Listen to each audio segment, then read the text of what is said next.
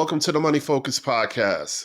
I'm your host, Moses the Mentor, and in this episode, I have the privilege of having a discussion with Roy Coughlan. He overcame personal and financial adversities to launching 6 successful podcasts. Roy's journey is a testament to resilience and strategic growth. He's here to share his insights on starting, growing, and evolving a podcast into a top-tier platform. So let's dive into the world of podcasting with an expert who's seen it all. All right. Thank you, Roy, for taking the time out to join the show. The first question I always ask my guests is to really kind of walk us through their career journey. And in your case, ultimately how you landed in this great world of podcasting. Of course, yeah. And first of all, thanks very much for having me on the show. I was always entrepreneurial. So at 9, I was going around washing cars, delivering leaflets. At 11, done a newspaper round. With the money from that, at 14, bought a lawnmower, went around cutting grass. At 18, I was buying and selling motorbikes. I was always kind of wheeling and dealing. Did construction, economics and management in college. Then started working for one of the biggest mechanical contractors. First of all, doing like AutoCAD, but then it was kind of running projects. It became kind of got promoted a good bit, and I eventually was like contracts manager. So I was 8.5 years with one company. Then I went to another as a regional manager and 3.5 years with them. And during that time, I set up another company because I was dating a Polish girl. And when I was visiting, I kind of said, oh, property's okay here. I started buying a lot of property. I had 3 properties in Ireland at that stage. And I got a few there. Then I realized, hey, there's an opportunity here for people to be buying Polish properties. So I set up a business and it was doing well. The relationship broke up, but it was okay. She was based in Poland. I was in Ireland. I'd come out kind of 1 week a month and it was all going well. But then she sent an email to all the investors and we were like after buying a lot of stuff, like commercial properties, sites to build apartments and everything. And she sent an email saying basically she had set up her own company and that she could look after them. And I was like, and I had released equity on my Irish property, so I'd have lost everything if I left that happen. So that was the reason that I ended up being in Poland. And it ended up being a kind of big company because I had about 14 people on my books at one stage. So like I know that, you do rentals yourself. So that's what I did. Like first of all, we were selling people property. Then they wanted them renovated. Oh, we can do that. Then they wanted find tenants. Yeah, no problem. And in management. So plenty came out of it. And then we were doing developments as well and commercial and everything was going well. But then the crash happened and I went to the banks before I missed the payment. I said, like, I need interest only. And they were like, yeah, we'll see. And the Irish properties were all cash positive. They were interest only and they took that off me. So they became cash positive to cash negative straight away. And once I missed the payment here, they sent in the bailiff straight away. And then the whole lot kind of came down. And I was looking at the time, I was after making my first million. I was looking to be making 5 million when all these projects were completed. And what happened is when you're at the president of a company in Poland, and I was the president of a lot of companies, you're personally liable. And nobody had told me that. So I actually was minus 5 million personally liable. So eventually I went to an event and it was like a Mind Valley event, A-Fest, and it was, what's your quest? There was 2 brilliant speakers and I hated public speaking. I know, even when I was working as a contracts manager region, it was the one part I hated in my job. I was good at procurement. I was very good at doing everything. Public speaking was not my thing. So I came back and I said, I need to do this. So I joined the Toastmasters, joined another, formed my own one, a morning club, International Entrepreneurs. And I became a coach. I entered all the competitions, got into the final of 5 countries, did an open mic TEDx, open comedy, and got distinguished Toastmaster in 3 years. So it was like I went from telling myself a story that I can't do this to saying I need to do this and just threw my fear out the door. And it's like I tell everyone, whether you're working for somebody, whatever age you are, it's the one thing, just don't tell yourself the story that I did all my life. I waited till I was 45 before I decided I need to get over this fear of public speaking. So just do it and you can watch TEDx, all these different things, read a few books, but you can definitely do it. So don't ever tar yourself with a brush saying, this is who I am, I'm just that way. So I went to another event that was another Mind Valley thing, and there was a guy organised outside of it how to start a podcast. And I was like, well, all right. I was listening to podcasts at the time, so I said, I'll go along. And I said, oh, this is okay, I can do this. So it was always about kind of the awakening, exposing fraud. But I said, I need to learn my trade first before I go along this route, because I was thinking, I might be attacked on this one. So the first one was the speaking podcast. And because I had met so many people with the Toastmasters, I had plenty of people to come on the show. And I want to say, I don't even know how many countries. I want to say there was people from 20 countries. And I've over, I don't know, 250 or something like that episodes. And you would think when you get to about 50, you'll have enough. Every single person brings something to the table. They all have their own stuff. Everyone has something that so if you just improve. But I've kind of changed it now recently to more conversations, because there's authors coming on, people with business, and I like just having general conversations. So that's that one. The next one then was the meditation. So when I went through all these losses, I was the 6-phase meditation is something that helped me. And that's like a kind of guided, that's about 20 minutes. And then eventually I was doing it myself. And it's mainly like what you're grateful for, because when you lose everything, you're just thinking of loss. You're just thinking, you just have anger, and you're just kind of, why me, and poor me, and I done nothing wrong kind of thing. So when you start thinking of the things that you like your child giving you a cuddle, or just the friends that are there for you, just having a nice meal, having a roof over your head, the small things in life, and you just become so grateful. So then you start attracting them. And the other thing, and I think it just saved me, was the act of forgiveness. All the people that have caused problems for you. Eventually what I did is I brought them back to the child, because I said, we've unconditional love for a child. And when you see that child, you don't have anger for any child. So when I brought him back to the child, the forgiveness, but what really happened is you're letting it off yourself. You're not keeping it within your own cells. And that gave me freedom. So the meditations I was listening to, one disappeared, and another one was actually paid. And when you're broke, you don't want to be paying for things like that. So I created the meditation podcast, and it's got meditations from 1 minute to 2 hours, and it's free, and it's always free. And the reason it's free is because I know the benefit it can give people. Breath work as well. Next one was to learn Polish. So I was trying everything. Rosetta Stone, you're probably familiar with that. And it just wasn't really kind of landing. And even when I was working, I hired somebody to come and teach me in the evening when I was running all these companies. And I fell asleep a few times, which is really embarrassing. So she actually got me to juggle tennis balls and walk around the room as I was repeating stuff. And it worked. It actually helped. Okay. So in the end, like a couple of years later, then I said, I need to try to improve my Polish, and especially with my son. Yeah. And I said, I listened to a podcast, and the ones I found were scripted or only in Polish. So I created the Learn Polish podcast, and my ex-wife, no, but she was a teacher. That's how I met her. Not the same juggling teacher, but another one. Okay.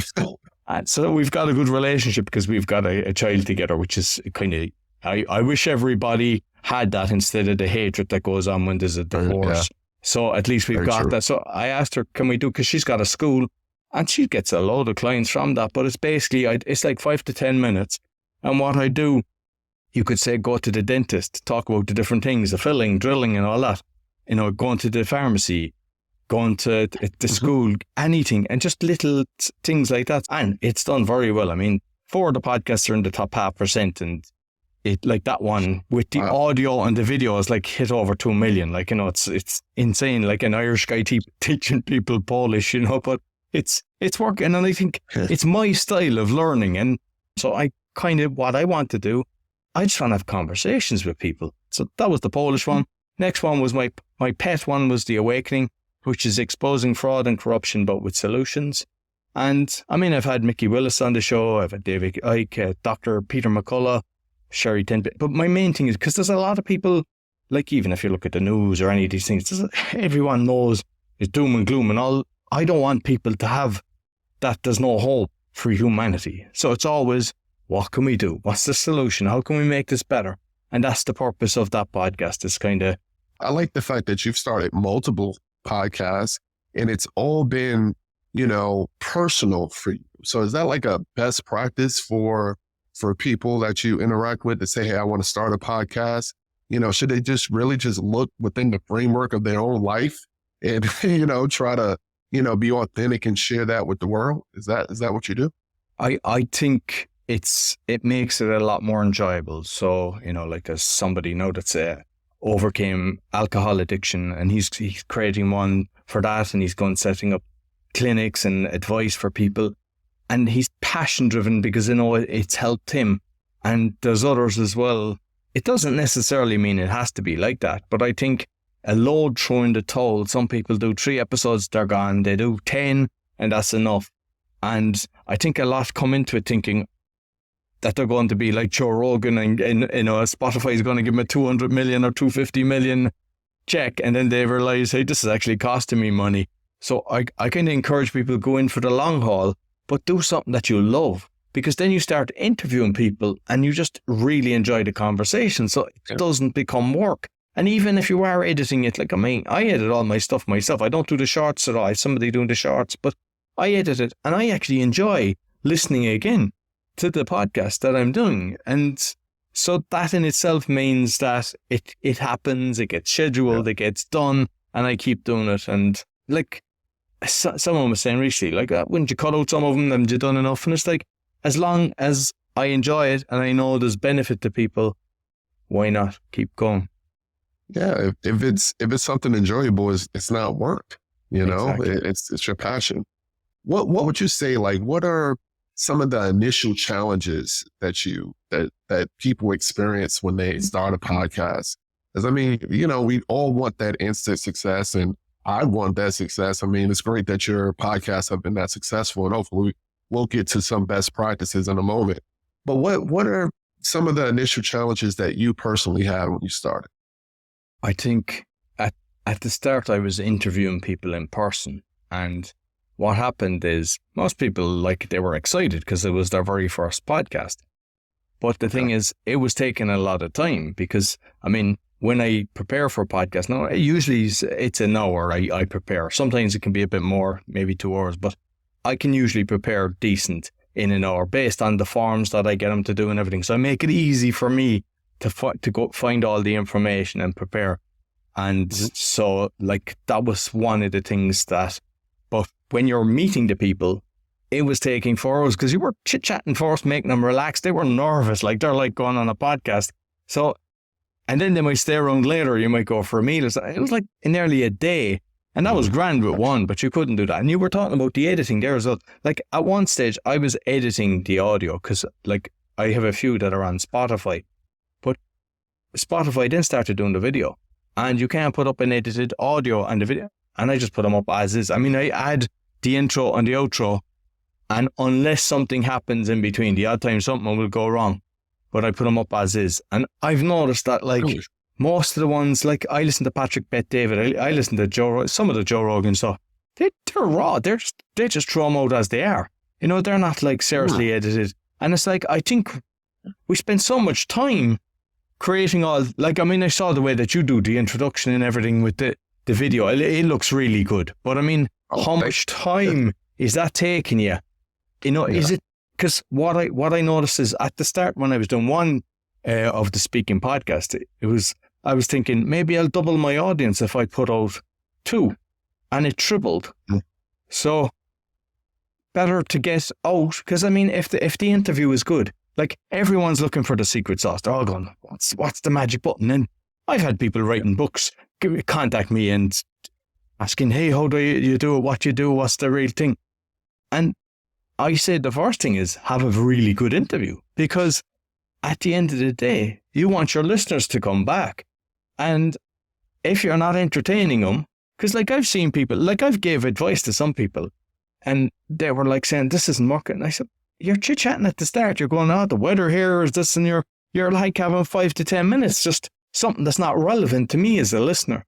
And if you really care about the listeners and you're having the conversation, and at the end you're making sure that there's value for them, they'll not only come back, but there's a good chance they'll share as well. So that's one of the most important things, I think, is just make sure you put your energy into that.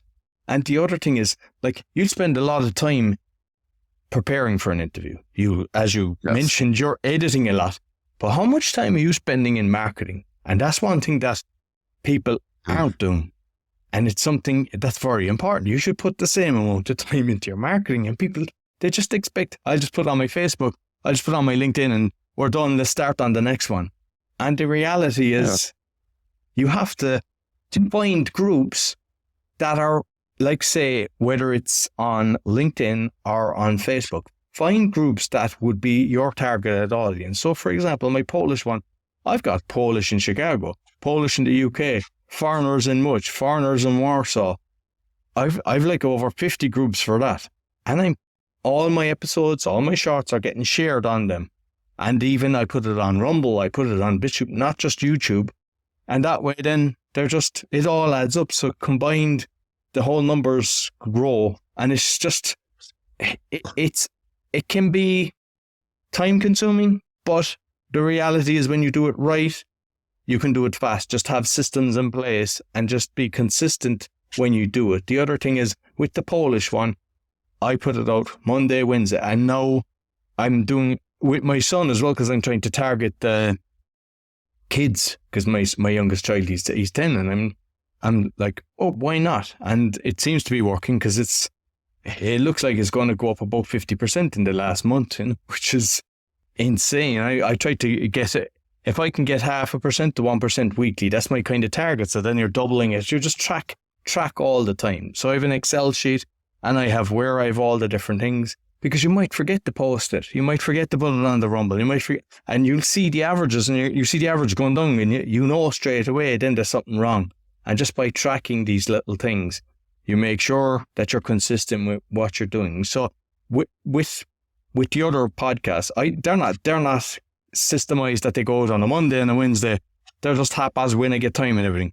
And I tell all my clients, try to have it that if you're doing one a week, the exact same time every week. If it's two, try to, because the people that like your show will be waiting for it and excited for it and everything. And you don't want it that they're like, I wonder, has he got one now? And, shame on me for not doing that with all of them. I try to, like at the weekend, I tend to get one out for all of them. But the only one, and it's the most successful, is the Polish one. And that's why I will never change the way that it is. So eventually I'm trying to make sure that I do them all like that. A lot of people do think marketing is simply, putting stuff on social media, because I have a little flow that I do now, and I'm no social media expert. I'm no marketing expert. So those are the things that I'm trying to beef up for my podcast. So, but you mentioned groups. Are these groups that you created, or are you joining groups that are connected to your podcast, like ideal audience? Exactly.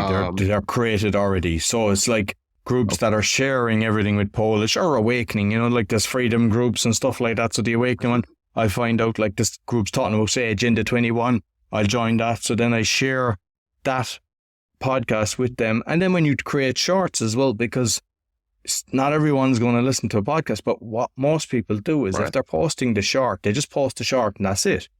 What I'm doing is I'm doing the short and I have the link inside it, and as a comment, I'm posting the actual full episode. Because if you put the episode in the comment, in the post that you're doing, they don't show it to people. It's like the algorithm doesn't work. They're like, oh, no, we're not doing that for you. So you just kind of figure out, okay, that's not working, so what will work? And what actually works better is a picture. You have the picture of something, so maybe your guest, and then underneath it, you've got the thing. And that, because people, you see that, I've noticed that, like if I have a picture of me and my kid, or just my kid, you get 150 views. You put up an episode and it's like 0 or 1, and that's consistent across the board. Like I've done like 1,300 interviews. I look at everyone's social media.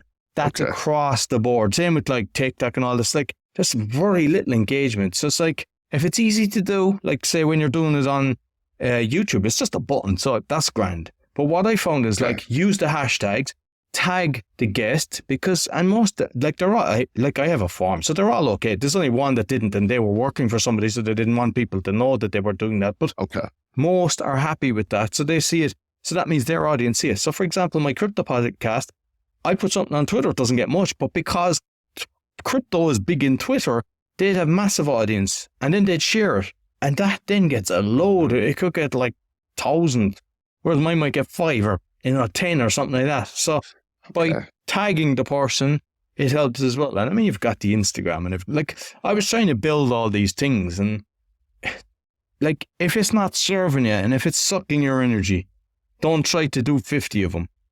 Just try to get very good at some of them. So like the Facebook has definitely helped me and it's worked. And another one, when you're in the groups, what happens is you post the episode and you get people liking it. If you go into that and hit where the buttons where all the thumbs up are, so sometimes it might be 10, sometimes it might be 1, might be 50, you can then invite them to your page. And just by being consistent with that, your Facebook page then starts growing, which in turn, when you're posting your stuff on it, more are seeing it. And it's just all these little things all start adding up. And you just see it improving and improving the whole time. Yeah, I'm full transparency. I'm not doing that, but everything that you broke down, I could see why that makes sense. Now, what I have been doing is on Instagram. Like if I notice someone likes a video, I'll send them a message saying, hey, thank you for the like, strongly encourage you to follow, something like that. And again, it's work, but probably 90% of the time the people say, oh, great. And they end up following me. So, but I haven't been tapping into the groups. And that I think is as a major way to expand your reach. So I really appreciate that one. That's a good tip for sure. Like what a lot of times people get to a certain level and they outsource that. They outsource their social media. You can outsource creating shorts and things like that, but I would never outsource your comments and things like that, because nobody's at your level and they won't know when you should be engaging and what you should. They could actually hurt it. And I think when you're doing it yourself, once you're not constantly on it, just set certain times. Like, first thing in the morning, I'll go in, I'll just check all the stats and everything. And then you just get on with other things. And that way, it'll just help your show. What about, for me with my podcast, I'm in it for the long haul because it's a passion of mine, financial education and helping people with their finances, and that's their money mindset. And this is something I'm going to do regardless. It wasn't a money play, right? But, what would you say to someone who's not getting a lot of traction with their podcast and is taking more time than what they think? So is there like a certain time frame you should start expecting some growth with your podcast? Is it a 6-month window? Or is it 2 years you need to go into it? When should you really, or is it a number of episodes? When should someone see that uptick before they say, okay, well, I should be a little bit further along than what I am? I think it goes back to the consistency that will help with that. When people look at and this is an important one because a lot of people throw in the towel, say there's 20 views and they're expecting 1 million because they're looking at all the big boys and they think it's normal, and it's not, because there's so many people out there doing not just podcasts but so many different things. And if you went into a room and 20 people appeared, you'd be delighted that you could have a conversation with 20 people. And then next week there might be 21 or 2 leave and 2 more come in or whatever. And the problem is people think of nothing because they're not picturing it as people when they have the views. And it's like, just like start looking at your analytics as well and just watching the small little things. You go, all right, I thought this might be helping. And I know a lot of people are trying to cover their costs because I was never doing it at the start for money. It was just kind of a mission. But then it was like, okay, I'm paying for Zoom, I'm paying for this, I'm paying for that. And they started adding up. What I say to people is your own service first is a good thing. And make sure you say it. Don't, tell people what you're doing and how they can reach you. And so if you're helping people with the money and you're helping people with the real estate or something like that, and you've got some course or something, always say it. And don't wait till the end. Say it at the start as well, because I do it at the start. And always ask for the review, the 5-star rating. I've got a lot. It depends on what country you're looking at, but I remember seeing it was like 1,500 on The Awakening and the speaking podcast, and it makes a difference because people then write lovely reviews. So what I do with that, and not everyone does it, when I see a beautiful review, I post it on my own Facebook and I post it on the page of that, like say the Polish one. And it's just then I love seeing these things. But what happens is you think your friends are all following you and they're doing it. Like, there's a load of people that you know that are close that you think they would listen to your podcast. They give you a thumbs up and a 5-star rating. They haven't even turned it on. And you'd be shocked. Like, you talk to somebody a year later and they're like, no, I haven't listened. So, like, ask everyone. Like, I remember I was selling, I mean, the fact that you're in real estate, I remember I was selling a property and the guys were asking me, what are you doing? I said, hey, podcasting. I got them both to open their phones and give me a 5-star rating. After I'd sold a tenement house building, it was one of the last things that we left on our stuff. But I asked them, and I wasn't afraid to ask that. So if you ask, all it's going to do is get more people to see it, and just keep being brave and doing that. Like, if you've got your kids, have your kids actually giving you a rating on it. Just and get people to give you honest feedback as well. Have a circle of people that will go, you could do this. It doesn't mean you have to take it on board, because sometimes, I mean, like, I use my hands a lot, like, and I had somebody cousin going, oh, if you could just stop your hands moving. I said, well, I've got millions of downloads. Whatever I'm doing, it seems to work. So I'm not changing up. So have people that can tell you, because don't let the ego get in the way. At the end of the day, you want to get as much tips as you can, because like that one little thing, like the sound quality and everything. I mean, I listened to some of my earlier episodes and I cringed, like the Polish one. Like, I don't know what I did wrong, but it was like, I was podcasting for a while, but the quality is very bad. I think sometimes like the phone will kick in, or the mic will be on the camera and you forget to double check it. So now I always do a check beforehand and I make sure I do a sound check and everything, and I go, okay, it's on this, it's on the earphones and everything. But like at that stage I didn't. And like one of them, the episodes is like over 40,000, but they're still going back listening. But when I listen to it, I can't go, right? But I can't take it down, because if I take it down and do it again, you lose that 40,000. So it doesn't make sense. Yeah. You definitely opening my eyes on a lot of things to just, relax and just let things just happen organically, right? From not over editing, sometimes it's okay to put raw video, to just be agile when you hear feedback about, the show, and being, just being willing to make adjustments. We say it here in the States. I don't know if you ever heard of, fail fast. My boss used to always say that when I worked at this company. It's like, it's okay to fail. Just fail fast, get it out the way, and be agile enough to put something new in place. So great information there. It's not going to happen fast, everyone who's listening, so, Roy's pretty much breaking it down like, hey, this is a slow but steady process, but you're actually getting real people, real people that want to engage with your content, listen, and look forward to what you really want to talk about week over week. So I think that's more important, to have, a smaller engaged audience versus this large audience that's just passively like, oh, I'll like it here and there. To really have people that are fans of what you do, I think is really important. That's what I'm yearning for. I want to get people who look forward to week over week, hear what I put out there. And it's just a process. So how do people make money? The monetization part, we hear the Joe Rogans, right? The $200 million. But, can someone make, a good living salary being a full-time podcaster? And, what are some monetization tactics and strategies that you could talk about?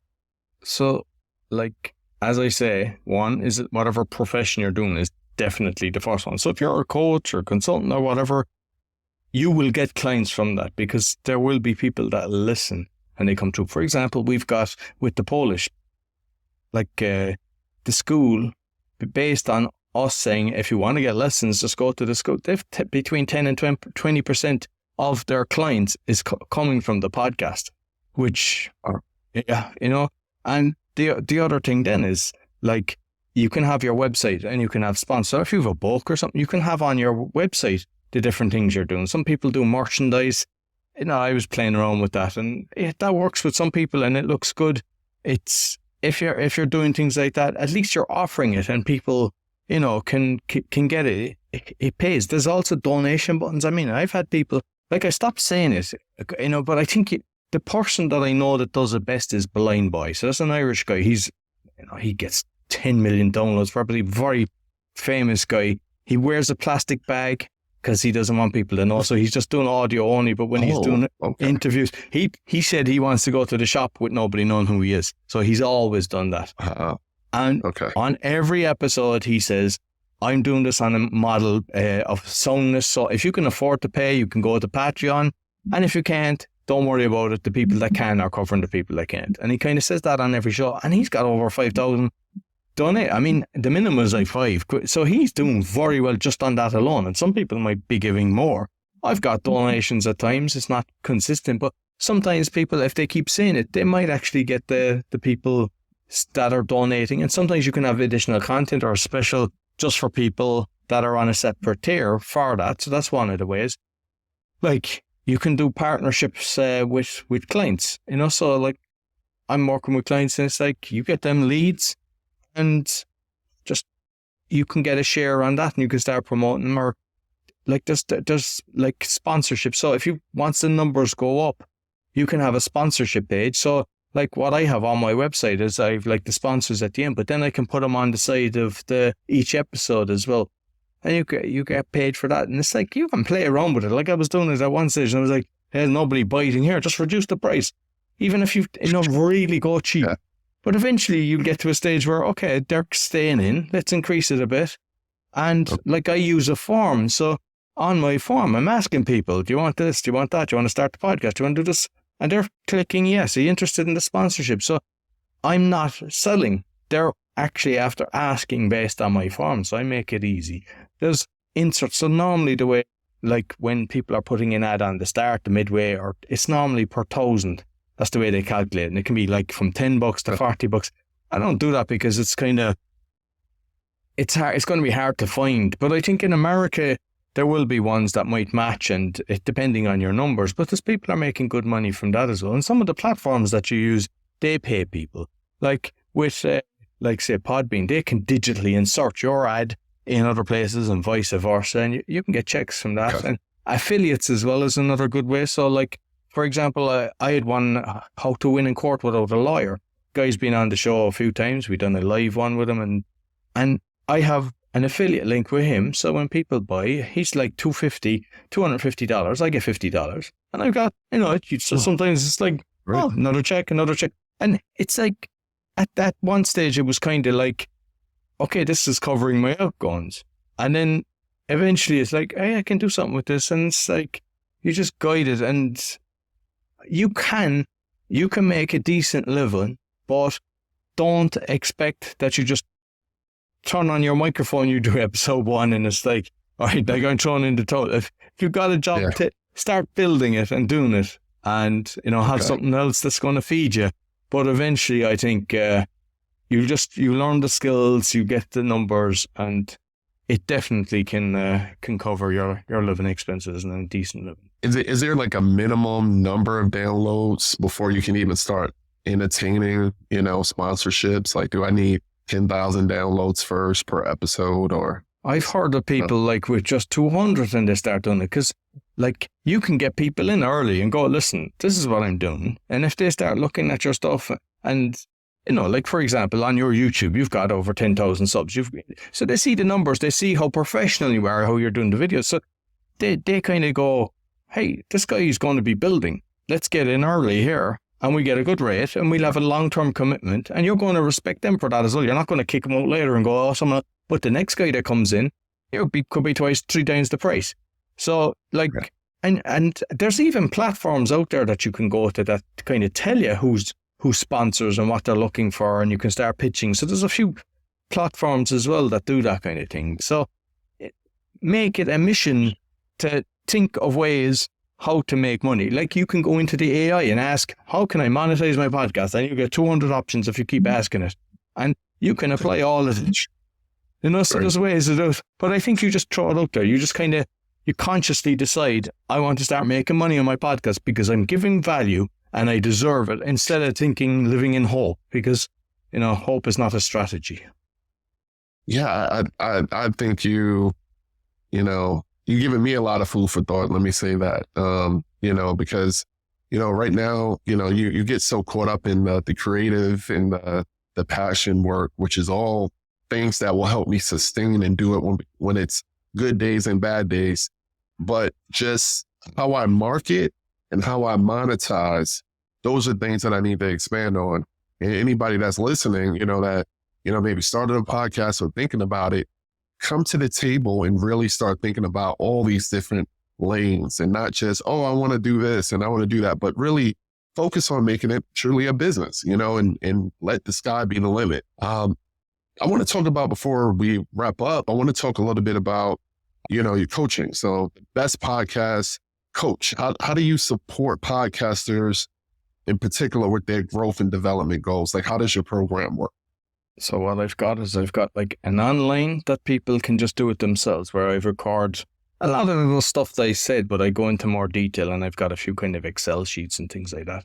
When I'm doing one-on-one, I don't just say, this is the way we're doing it. I cater for the personality of the person, because some people, they're perfectionists and they take their time and they'll spend a week or 2 weeks making sure the logo's right and everything. And I give them all the tips and domain names and everything. There's a lot of different things, but there's nothing hard. And the editing, it's all okay to do. Don't fear it. But and there's other people, they're like, they want, okay, next. And that's good as well. So I'll work with the people, whatever personality they are.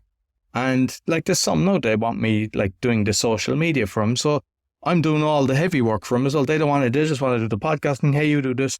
And that's how you can get clients as well. You can you do everything for them. They just create the work. But I believe that when you put the energy behind what you're doing and you're helping people, I don't know, I say karmic value or whatever, but I believe that when you're actually really doing right, your life becomes a lot better and things just kind of start working out 100 times better for you. Well, you get the fulfillment, gratification, money is, not everything, right? It's really about empowering you to do some of the things that you really want to do, because when you're going, you can't take the money with you, right? But the lifestyle that you want to live and how you want to, give back, sometimes you do need the money, because the money affords you the time. So money-focused podcast is not to be greedy. It's to think differently so that your money can work for you while you're doing the real work that you wanted. That's what I want. Yeah, perfect, beautiful. And there's one thing as well, and it's probably happened to you. Like, there's times that you'll interview people and it'll change your mindset, because we all have a belief system based on our upbringing and everything. And somebody will come along and they'll throw a curveball and you kind of go, that's not what I kind of believed, all right? And you because I even say to people, no, just because I say something doesn't mean that it's true, but just kind of investigate and start looking at it.